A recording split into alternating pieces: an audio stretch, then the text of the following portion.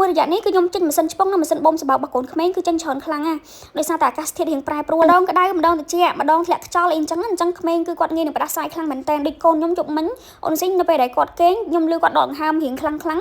ហើយខ្ញុំគាត់បានឆ្ពង់ឲ្យគាត់ដែរខ្ញុំក៏យកអីមកវាស់ក្តៅវាស់អីអញ្ចឹងណាតែ1ម៉ែត្រទៅគឺអត់ក្តៅខ្លួនទេប៉ុន្តែពេលព្រឹកឡើងគឺឃើញគាត់ហៀសបោអញ្ចឹងក៏ខ្ញុំព្រឹកឡើងនេះក៏យកជាមួយនឹងម៉ាស៊ីនឆ្ពង់គឺខ្ញុំចូលមកឆ្ពង់ឲ្យគាត់ហ្មងនិយាយបានថានេះគឺជាទម្លាប់របស់ខ្ញុំក្នុងការសង្គ្រោះបឋមនៅពេលដែលកូនឈឺស្កាត់ម្ដងម្កាលគាត់រៀងផ្ដាសាយគាត់រៀងតឹងច្រមុះពិបាកដកដង្ហើមអីអញ្ចឹងគឺខ្ញុំកម្រប្រើថ្នាំហ្មងខ្ញុំអត់ប្រើថ្នាំបើខ្ញុំជៀសបានគឺខ្ញុំជៀសហ្មងគឺខ្ញុំប្រើលក្ខណៈបែបជួយសង្គ្រោះបឋមក្នុងការដែលយើងឲ្យគាត់ឆ្ពង់បែបនេះគឺគាត់បានធូរមកវិញហើយឆ្ពង់តែម្ដងពីរដងអូនស៊ីងជា DK base សម្រាប់បងដែលគាត់ចង់បានម៉ាស៊ីនឆ្ពង់ដែលប្រើប្រាស់ទៅតាមស្តង់ដារអត់មានផលប៉ះពាល់ដល់កូនក្មេងចាខ្ញុំសូមណែនាំជាប្រភេទ brand Mesh Nebulizer ដែលខ្ញុំលក់នេះហ្មងខ្ញុំលក់2ឆ្នាំជាងបងសម្រាប់គុណភាពវិញខ្ញុំឲ្យអួយហ្មងចាមានការធានាចាអវ៉ាន់ចេញពីខាងក្រុមហ៊ុនមានការធានាជូនភ្ញៀវរយៈពេល6ខែហ្មងនិងកម្លាំងរបស់គេក៏មាន2កម្រិតហើយផ្សាយរបស់គេចេញតាមស្តង់ដារអត់មានផលប៉ះពាល់ដល់កូនក្មេងទេ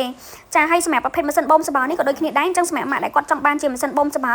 ចាបងអាចមើលជាមួយគុណភាពបាននិយាយទៅគឺយើងបូមសបោរបស់កូនគឺមកអស់ហ្មងហើយសម្រាប់ម៉ាស៊ីនបូមសបោនេះបងមិនបាច់បារម្ភថាខ្លាចបូមទៅឈឺដល់ច្រមុះកូនគឺអត់ទេបើតែអូនស៊ីងគាត់ប្រើខ្លួនឯងគាត់កាន់បូមខ្លួនឯងអញ្ចឹងគឺអត់ឈឺទេដោយសារក្បាលគេប្រភេទស៊ីលីកូនហើយអានេះគឺយើងអាចដោះដូរបានទៀតព្រោះមួយឈុតរបស់គេគឺមានក្បាលផ្លាស់ប្ដូរឲ្យយើងដែរអញ្ចឹងរាល់ការកំងបងសម្រាប់បងដែលគាត់ទិញប្រភេទពួកគ្រឿងម៉ាស៊ីនទៅចាមុននឹងដាក់ជូនភ្ញៀវគឺខ្ញុំឲ្យក្មេងៗគាត់តេស្តជូនដំណើរការល្អបាទខ្ញុំដាក់ជូនដែរអញ្ចឹ